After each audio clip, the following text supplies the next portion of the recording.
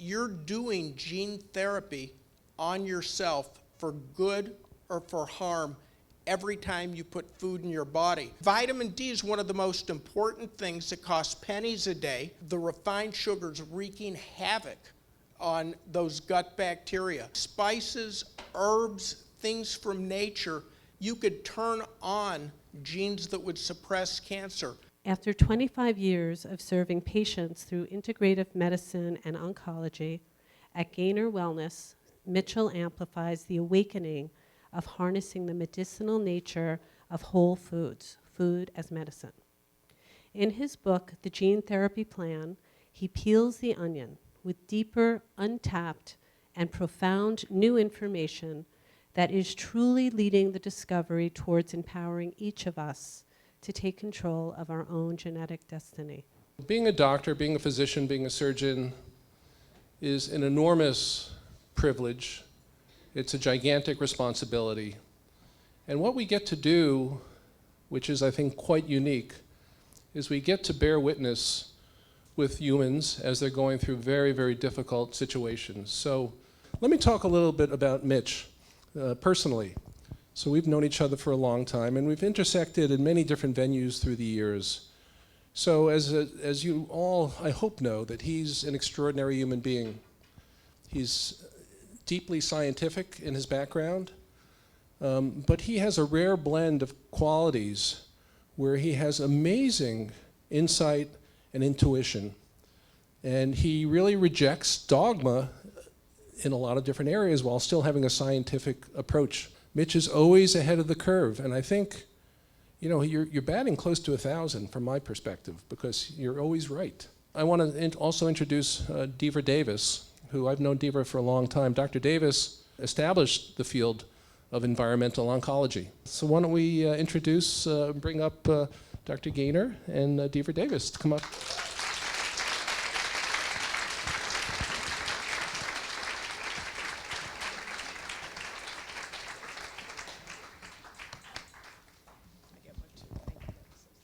Well, good evening. It's really an honor to be here. Mitch Gaynor is a dear friend, and I can tell you he is a mensch among mensch. He really is. He's a brilliant scientist, and I first met him when he had just finished at Rockefeller University, and we were both at the Strang Cornell laboratory doing work, in fact, on xenoestrogens, pioneering on some of those early studies suggesting that there must be something going on, because after all, 1 out of 10 women who get breast cancer has inherited it. Only 1 out of 10. 9 out of 10 women who get breast cancer are born with healthy genes. Did you know that? Only 9 out of 10. That is why you all have to read this book. This book is going to change your life. It's going to allow you to save the lives of people you care about. Because what Mitch has done in this amazing book is to take complicated science, explain it in clear, coherent ways so that you will understand why your inheritance is not doom. You inherit genes, but whether or not you get cancer depends on what you eat, where you live, and what you do with your lives. Because genes give us the gun, but the environment pulls the trigger. Tell us about your mom. Well, she was the inspiration really for my life's work, and I actually dedicated the gene therapy plan to her.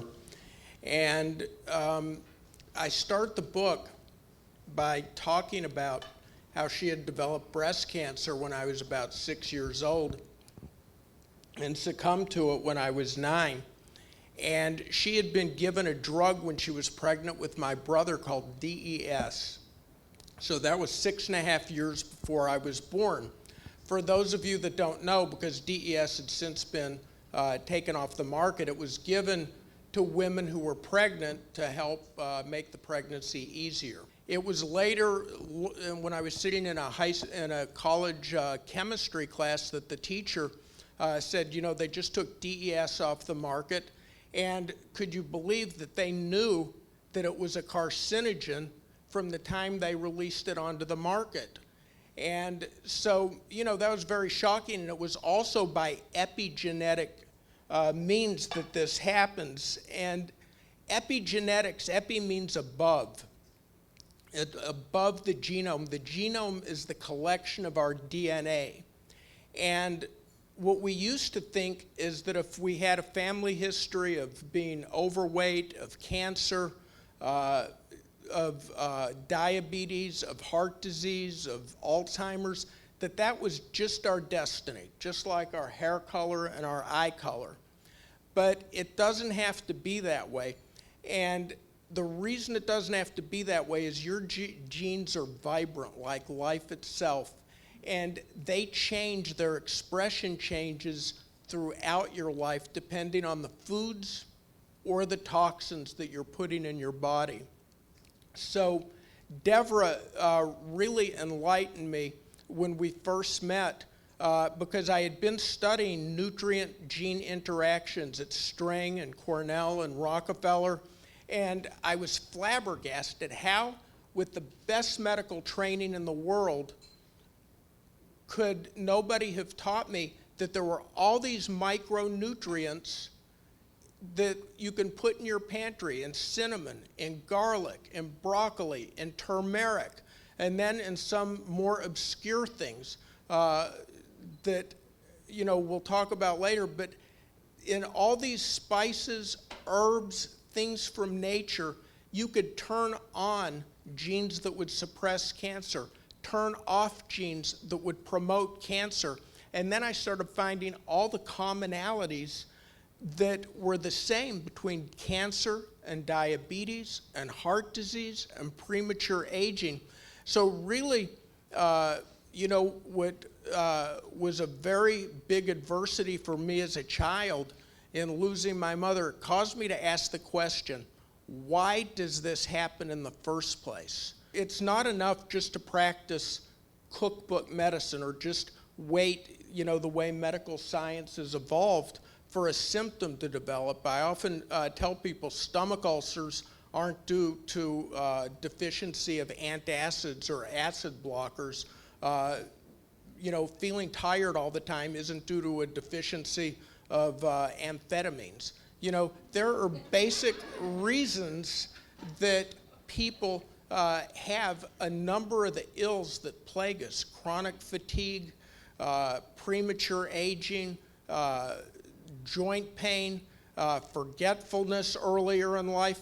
And it's really possible through epigenetics, through taking control of your genetic destiny, taking control of genes that protect you against all these things, to live well into your 80s and 90s, but not just live to be that old, but to be vibrant and healthy until that age.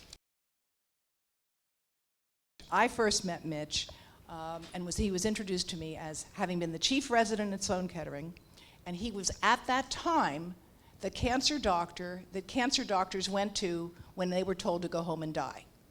Okay? If they had advanced cancer, they would go see Mitch Gaynor. How do you explain, Mitch, that we don't have all the evidence that these things work?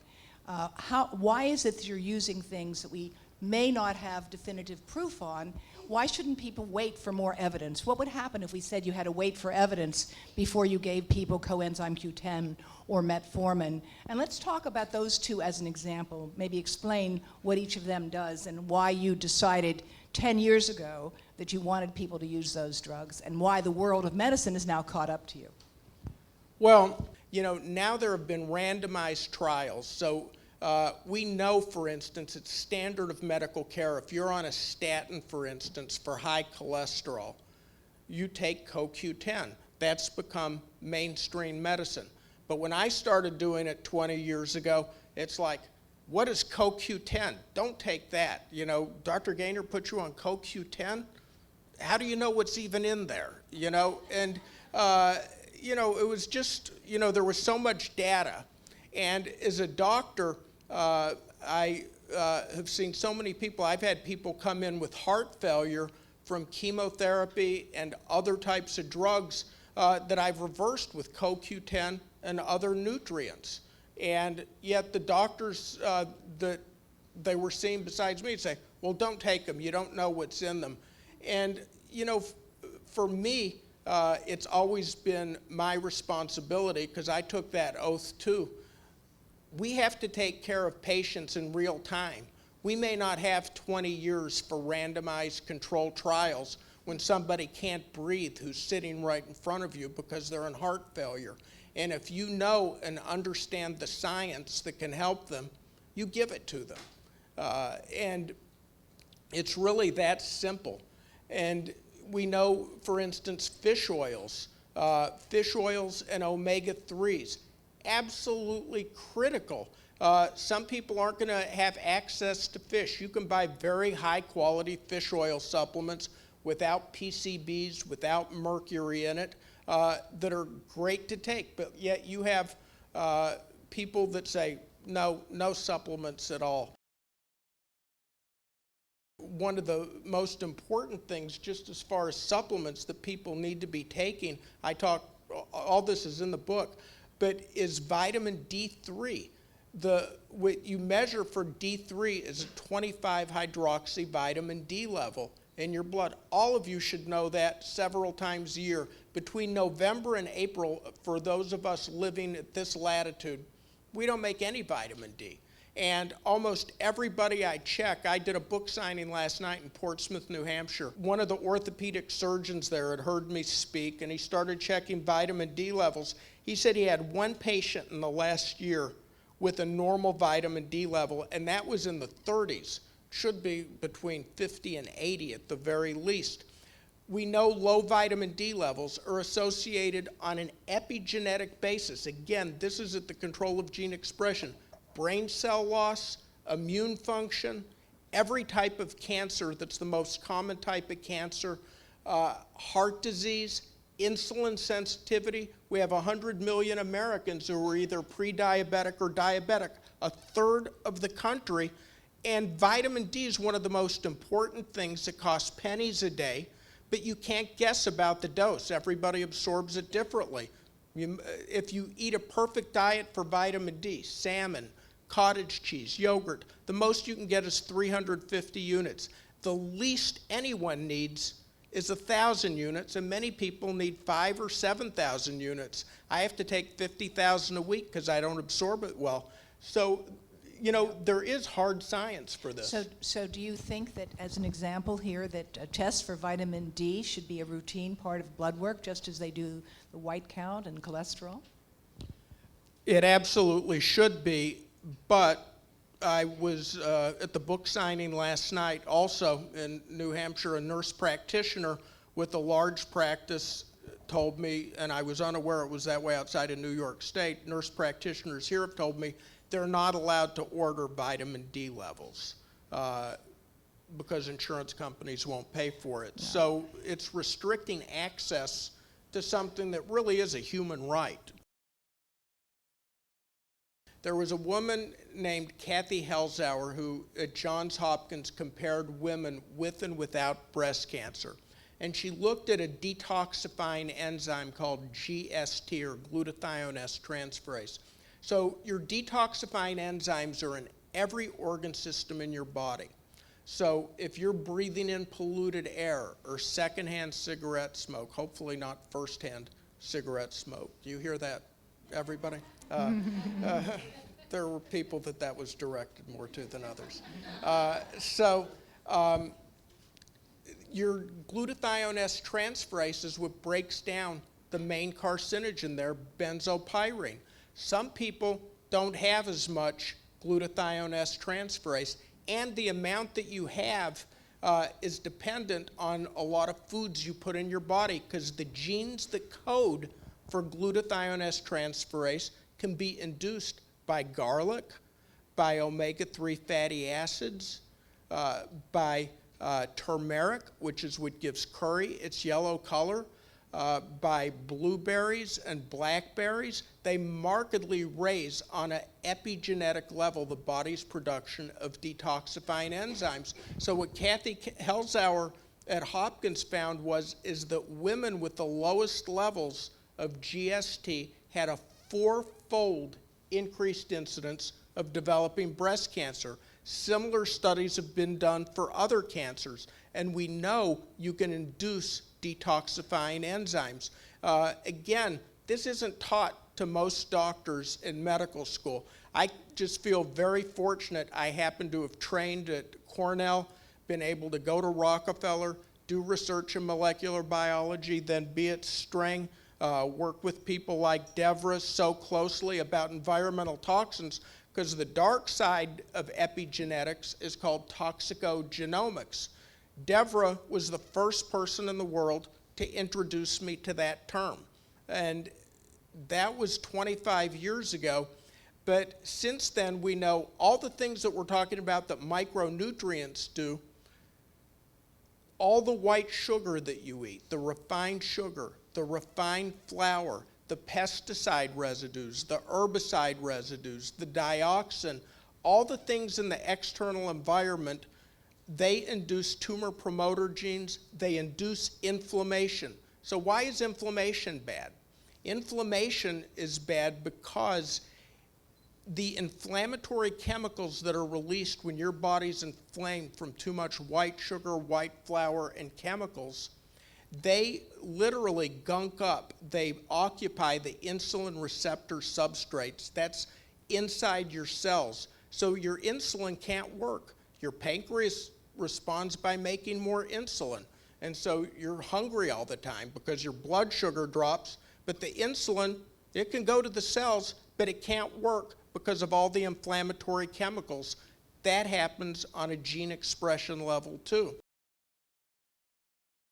So a lot of things you can do to inhibit inflammation. Take a probiotic.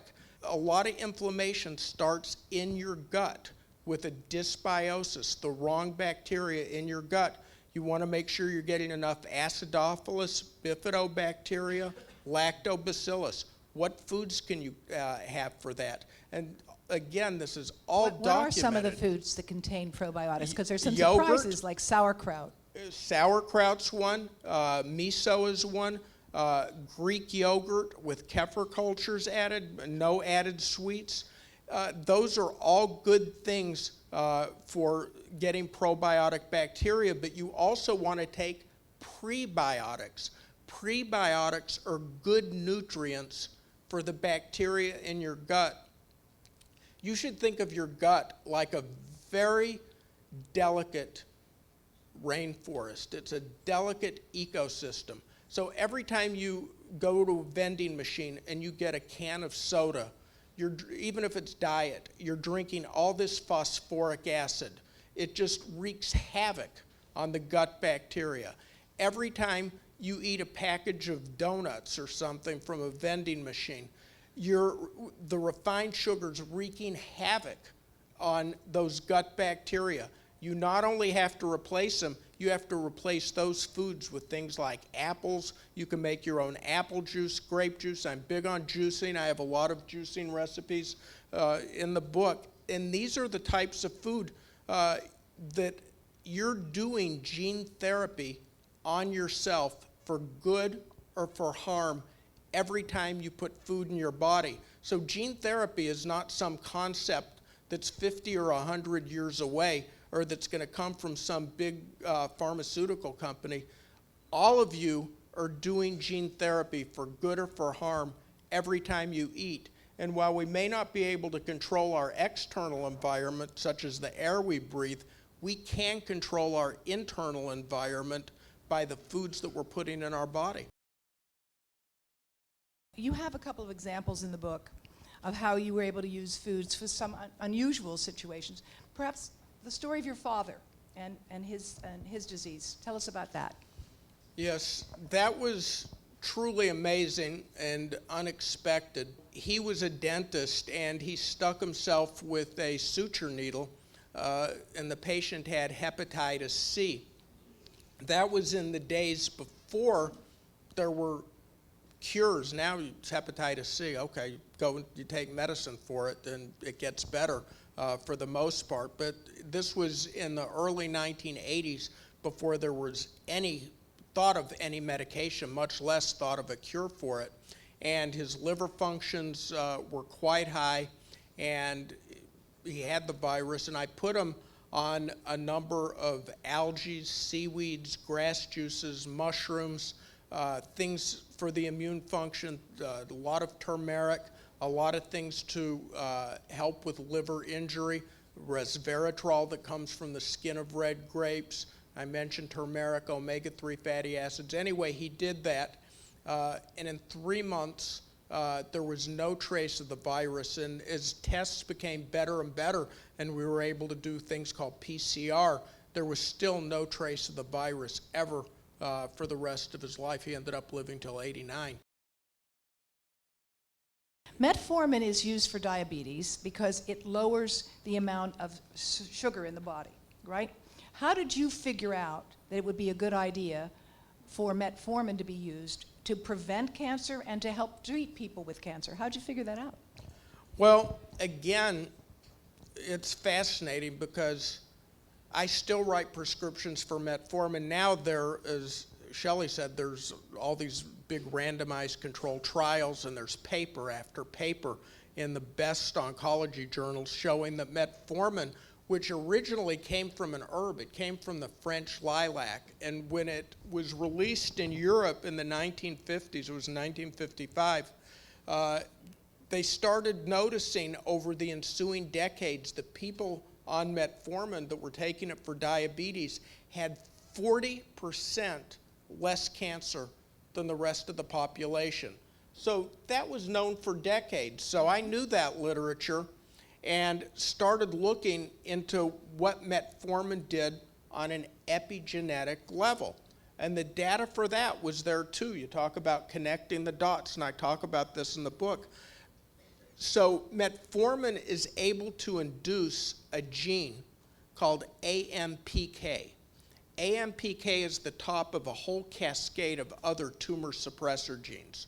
So metformin costs $0.05 a day. You can take a lot less if you're not diabetic, and you can keep from ever becoming diabetic with that. You can lower your risk of cancer. The people on metformin have a 62% reduced incidence of pancreatic cancer, which has been increasing, and I'm seeing it in younger and younger people the last 10 years. There was a study published in the Journal of Clinical Oncology. They looked at women with very large breast tumors that needed what's called neoadjuvant chemotherapy to shrink it down. They were inoperable. And I started giving metformin to these women as well, and started seeing the chemo work like that, like very, very quickly. Now we give it for people preventatively. I take metformin every day. And what the study in the Journal of Clinical Oncology showed, they just wanted to see how women with these large breast tumors that were diabetic did. How do diabetic women do with chemotherapy? But when they analyzed the data, they found that women that were on metformin, as opposed to the newer oral anti-diabetic drugs, Actos, Januvia, or insulin, they found they had an almost 3-fold increased pathologic complete remission rate. That means there was no cancer, even under the microscope, detectable when they went for a lumpectomy or a mastectomy. 3-fold increased risk.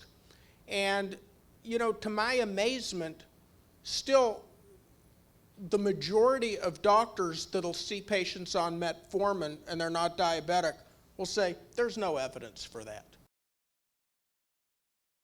In part with what we understand about how sugar can feed cancer and how it can feed a lot of inflammation in the body.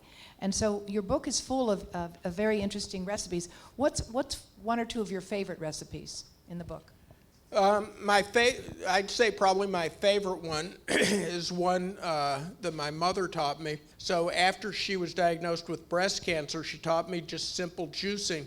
And so you can get a cup of grapes, for instance, put it in a blender, and blend it for about 30 seconds, then pour it through a strainer, use a spatula to get all of the pulp through that you possibly can, and you have grape juice with no added sugar, no high fructose corn syrup, no BPA, which is a chemical that comes from a lot of plastic bottles.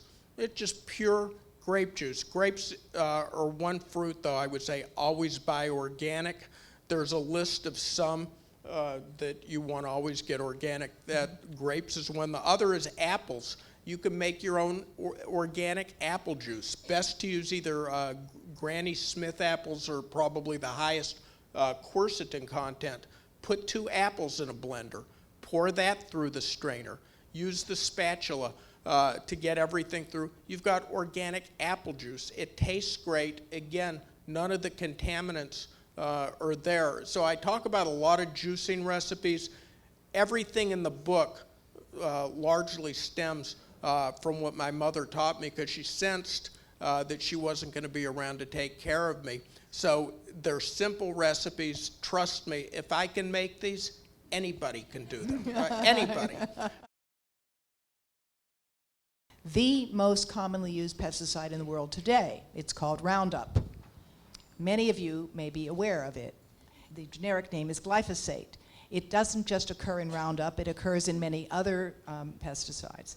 And an expert committee of the World Health Organization looked at all the evidence available, and looking at experimental evidence in cell cultures, which they are subject to exposure under controlled conditions, in whole animals, which are exposed under controlled conditions to see what happens to them, as well as in humans.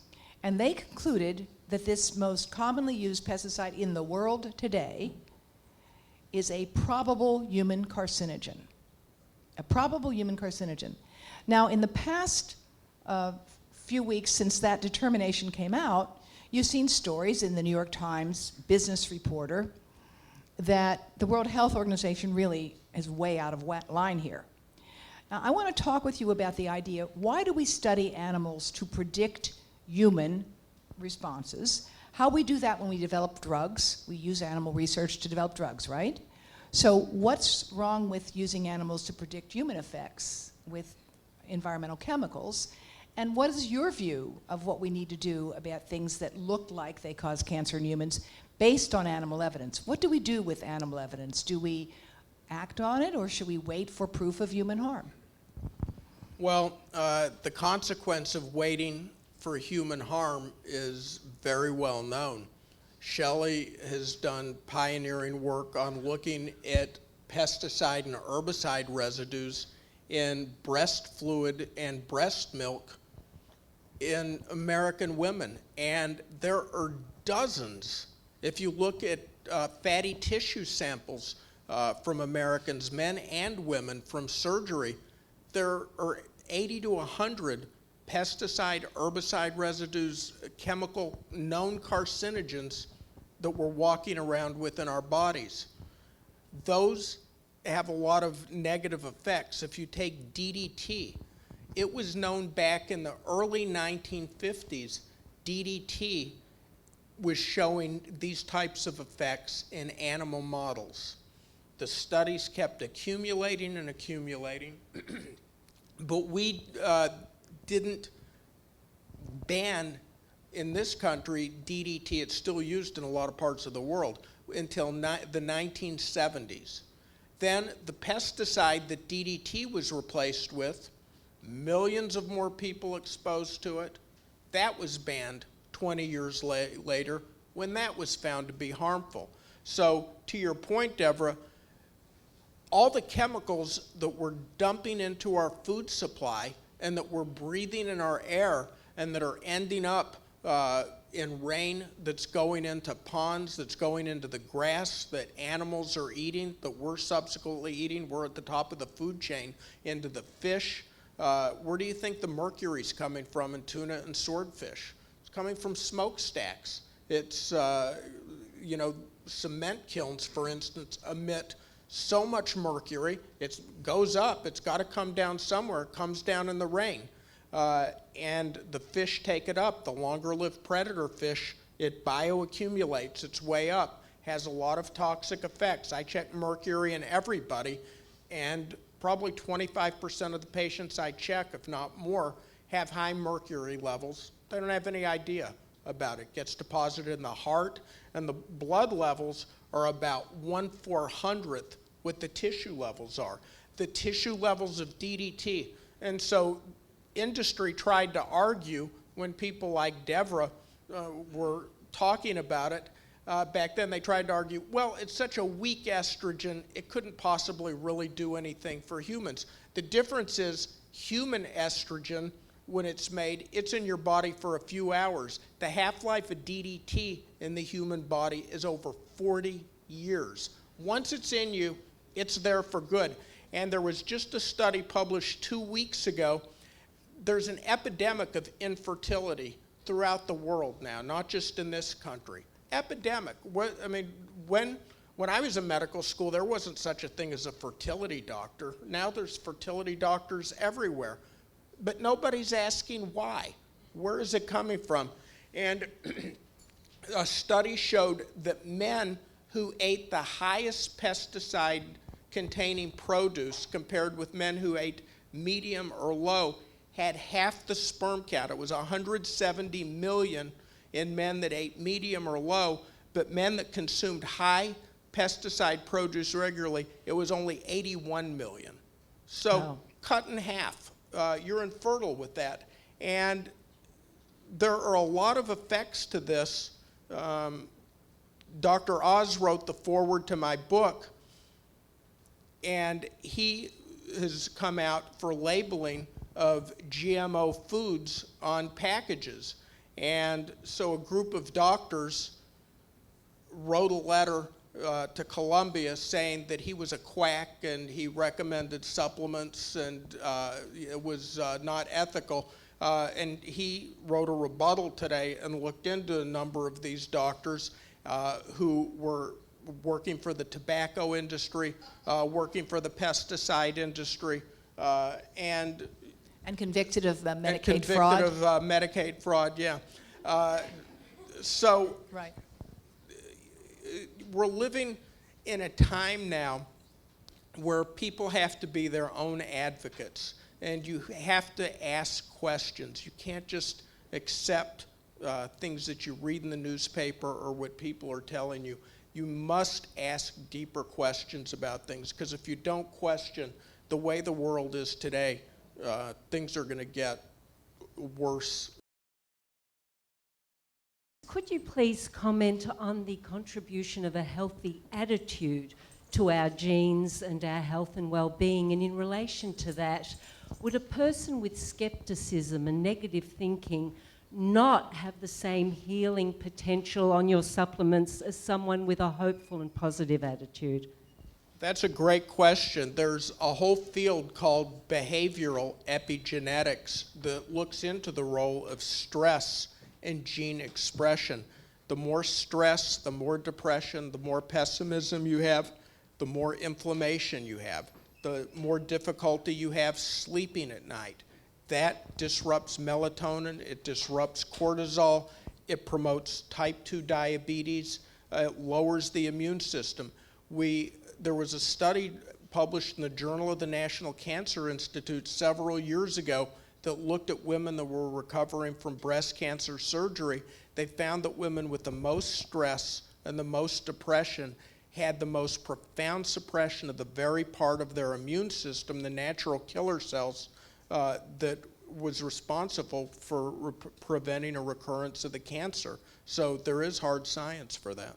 It only takes one incident, like Angelina Jolie's 2 surgeries, to remove her breasts and her entire reproductive organs because of a couple of markers that she possessed. So that goes viral around the world, and I don't know how many thousands of women are going to run to their doctors, look for this marker, and mutilate their bodies. I wonder if you could comment on that. Well, I think everybody has to make their own decisions, and until you've walked in somebody's shoes, until you've counseled patients dealing with a BRCA mutation, and especially a strong family history, it's an individual decision about whether to do it, when to do it, and so I think it provides awareness. They just announced in the newspaper yesterday that there was a company in California that has a saliva test now where you can test for the BRCA mutation, which if it's negative, it may be giving you false comfort. because there are literally thousands of genes that you can influence the expression of to help protect you against breast cancer that you should be doing whether or not you're BRCA positive. Only 8% of all the breast cancer in this country is related to a BRCA mutation. 92% is due to environmental toxicants, whether it's food, white sugar, white flour, or all the other things that we've been discussing. Right, right. So I work with many patients who have blood cancers and are undergoing very high-dose chemotherapy.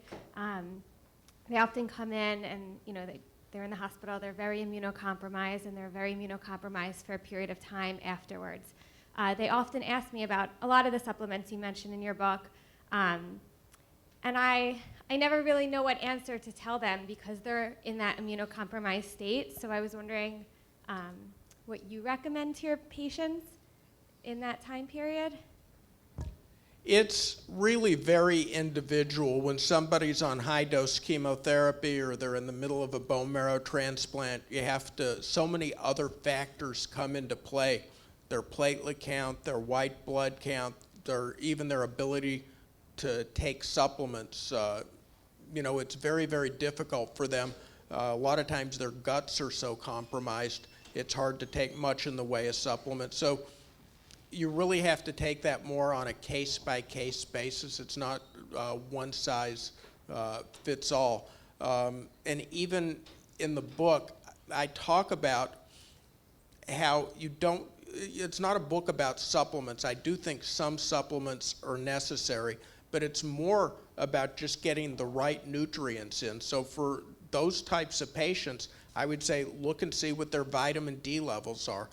That's easy enough to supplement. Look and see if they don't have high mercuries. Make sure they're getting enough anti-inflammatory type foods in.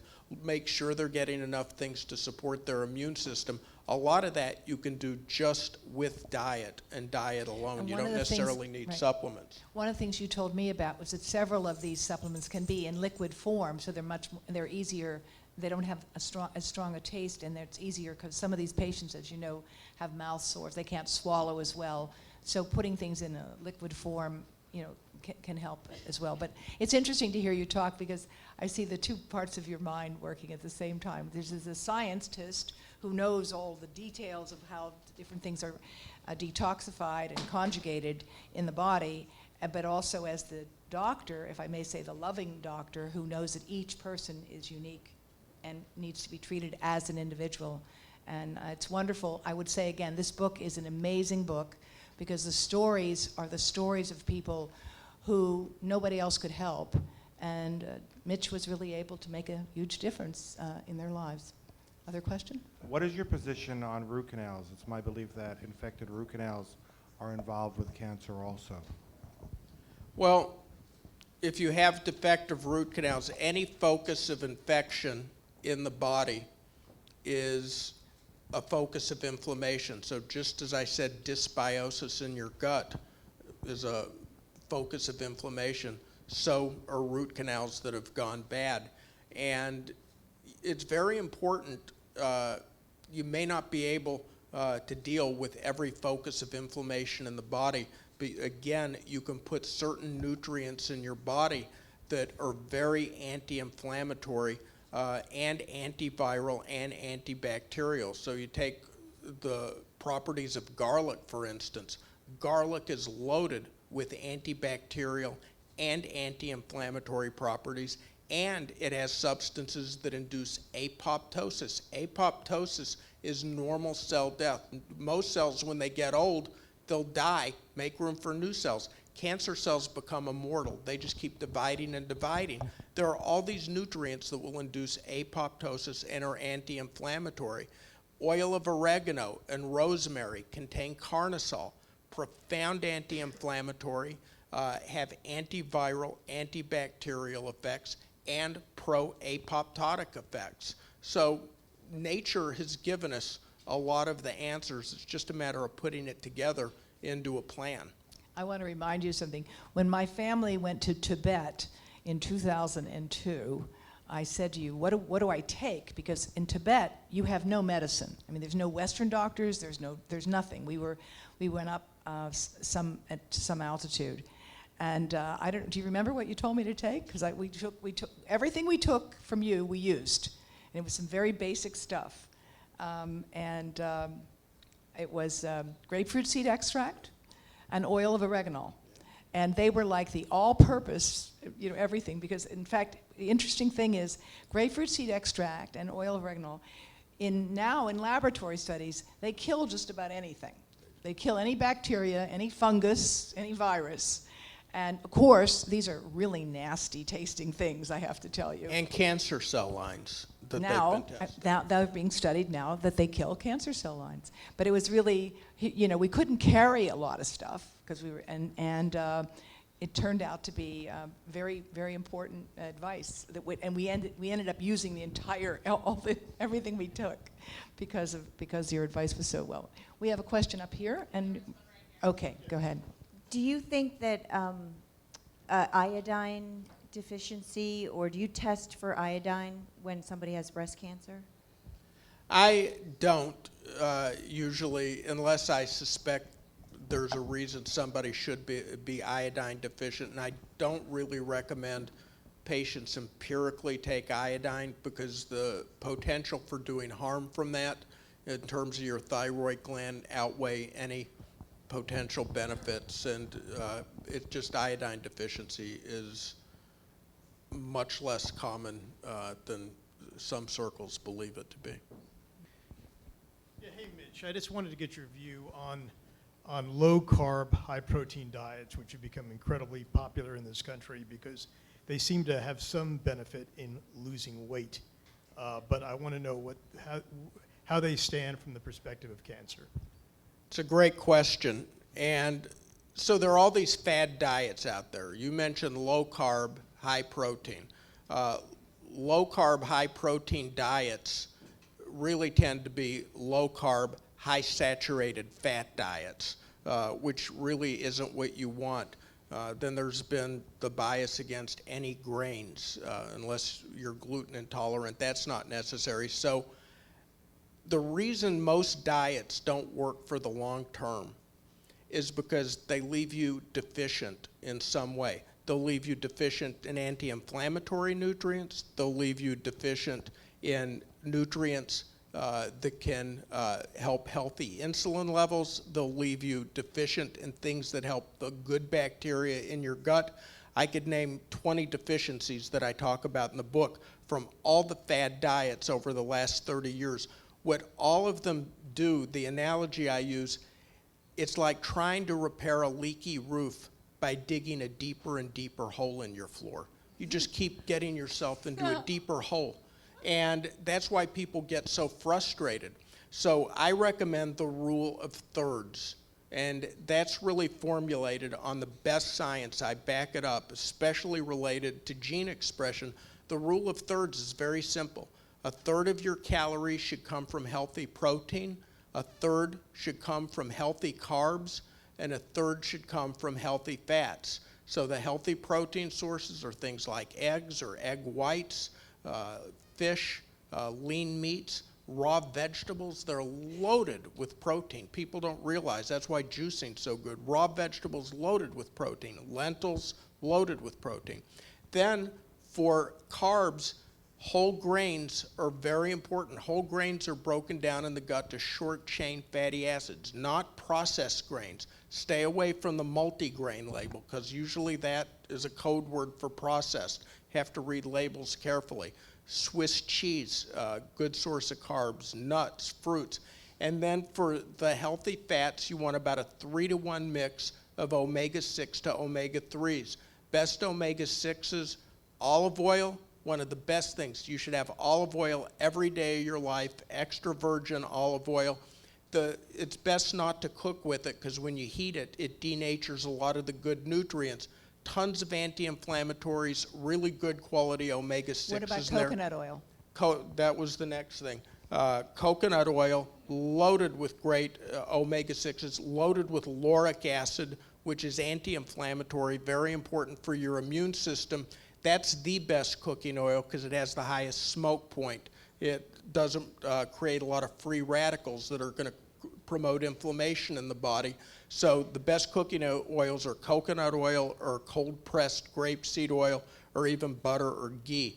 And then for your omega-3s, the cold deep water fish, or you can get it from chia seeds. By weight, chia seeds have 8 times the number of omega-3s that the same weight of salmon does. And you can also get it from flax seeds, which have to be ground, pumpkin seeds, all good plant-based sources of omega-3s. Very good. Thank you so much.